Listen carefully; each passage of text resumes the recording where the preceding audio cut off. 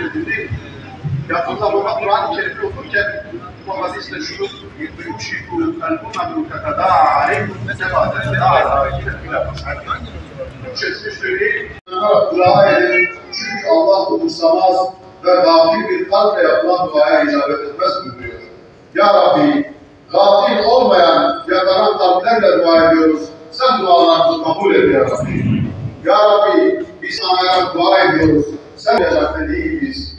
Ne olur bizleri birleştir ve gücümüzü yeniden toplamayı nasip. Müslümanlara da bunu fehmedecek akıl nasip et Allah'ım. Ya Rabbi, Gazze'de her gün onlarca, yüzlerce kardeşlerimiz soykırıma maruz kalıyor. Kadınlar, çocuk, insan uğruna yakışmayacak bir şekilde vahşice, canice katlediliyorlar.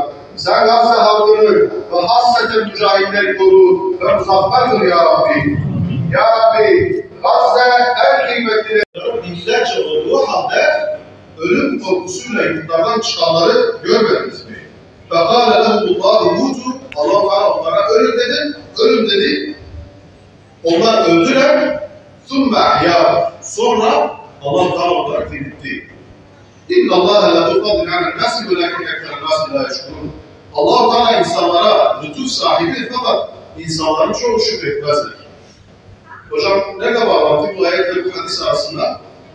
Bu ayetin sebebi nüzulü İsrailiyat tabirinden bir şey de olsa tefsirler bir hadiseyi anlatıyor. Hazreti Hızkil Aleyhisselam'ı anlatıyor. Allah-u Teala onlara savaşı emrediyor. Kötülüğü değiştirin dediği zaman ilk başta bugün bu geliyor. Dünyanın başına bela olmuş bir devlet. Bir günde bir lideriyle birlikte olanlardan arada bir şeyler istiyorlar. Bize dua ediyorlar. En son bir resim yayınlamışlardı orada. Bizden dua istemişler. Bugün için. Öyle değil mi? Bir nevi bu gece burada bir karşılığı mahiyetindedir. Ne kadar karşılık verebiliyoruz, ne kadar bu şeyi yerine getirebiliyoruz bilemiyoruz ama Rabbim bizden bunu kabul etsin inşallah.